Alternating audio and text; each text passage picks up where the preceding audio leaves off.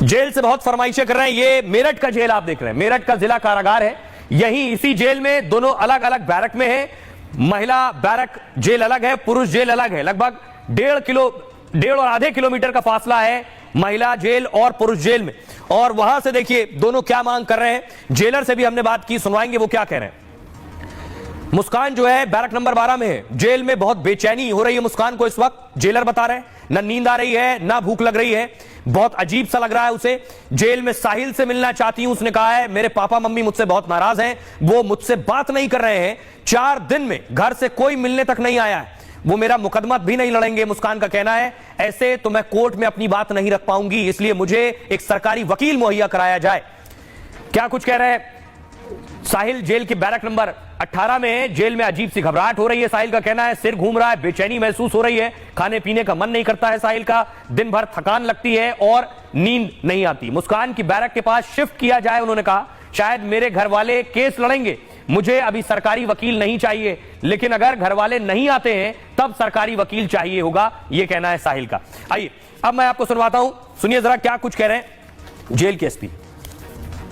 कल उसने मेरे सामने पेश होकर के एक डिमांड की कि मेरे घर वाले केस नहीं लड़ेंगे, मुझे जो है सरकारी वकील दिया जाए। इसकी प्रक्रिया ये होती है, जो भी बंदी कारागार में निजी अधिवक्ता नहीं रख सकता है, सरकार की तरफ से उसको सरकारी वकील दिया जाता है। तो उसका प्रार्थना पत्र हम माननीय न्यायालय को अनुशंसा के साथ भेज रहे हैं और उसकी ये कार्रवाई शुरू हो जाएगी, उसको निजी अधिवक्ता मिल जाएगा। कोई आपको रिटर्न एप्लीकेशन जी, उसने कहा है कि प्रार्थना पत्र दिया है जिला विधिक सेवा प्राधिकरण और माननीय न्यायालय को, वो हम कल जब माननीय न्यायालय खुलेगा तो हम भेज देंगे और उसको सरकारी अधिवक्ता की संस्तुति करके सरकारी अधिवक्ता दिलवा देंगे। ये बंदी का अधिकार होता है।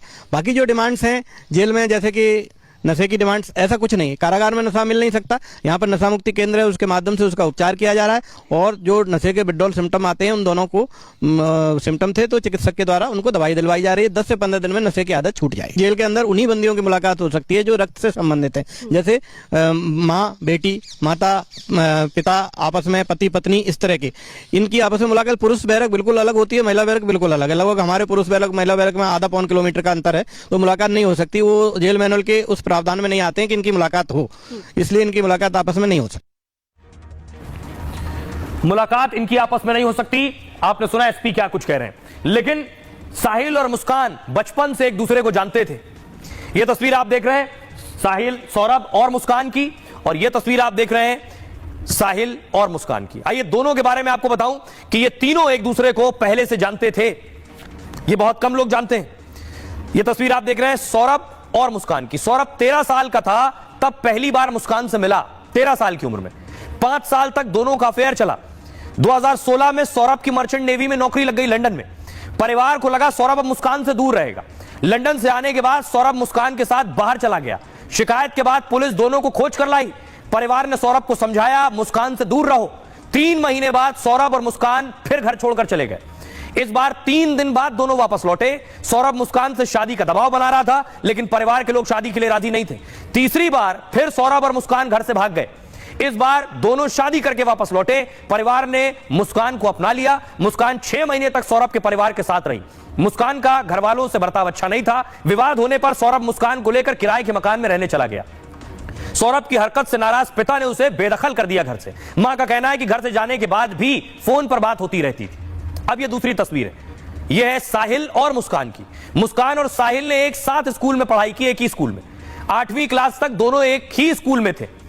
स्कूल अलग होने से दोनों एक दूसरे से दूर हो गए। 2019 में स्कूल के दोस्तों ने एक व्हाट्सएप ग्रुप बनाया और जिसमें साहिल और मुस्कान को भी जोड़ा गया, जिसके बाद फिर से दोनों के बीच बातचीत शुरू हो गई। साहिल और मुस्कान एक दूसरे से मिलने लगे।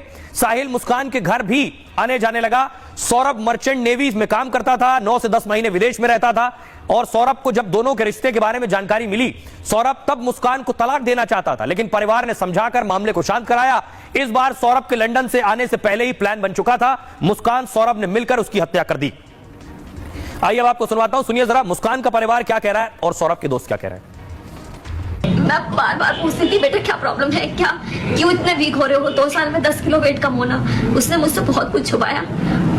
आज वही वजह है कि वो जेल में है, ब्रेन वॉश हुआ है, नशे किए हैं, क्या किया है हमें कुछ नहीं पता। अगर जरा सा भी वो हमसे कुछ शेयर करती तो शायद आज वो इस स्थिति में ना होती। तो सब दुनिया के सामने सभी बच्चों के लिए है कि प्लीज अपने पेरेंट्स से सब कुछ कहो। अगर कुछ कुछ गलत भी कर रहे हो तो वो भी कहो, तुम्हारे पेरेंट्स तुम्हारा साथ देंगे। मुस्कान सौरभ के पैसे के पीछे थी डे वन से ही, क्योंकि सौरभ अपने घर से फाइनेंशियली बहुत अच्छा था, बेटे से अपने बहुत प्यार करता था वो। भाई पिता बनने का एक अनुभव, आज मैं भी पिता हूँ तो मैं जानता हूँ कि पिता बनने का अनुभव कैसा होता है। सौरभ बहुत खुश था, अपनी बेटी से बहुत प्यार करता था। सजा तो मैं यही चाहता हूँ कि उनको सजा फांसी की होनी चाहिए, या कोई ऐसी दर्दनाक मौत उन्हें मिले, ऐसी दर्दनाक सजा उन्हें मिले जो सौरभ की मरी हुई आत्मा को शांति मिल जाए कि उसके साथ क्या हुआ। आइए खबर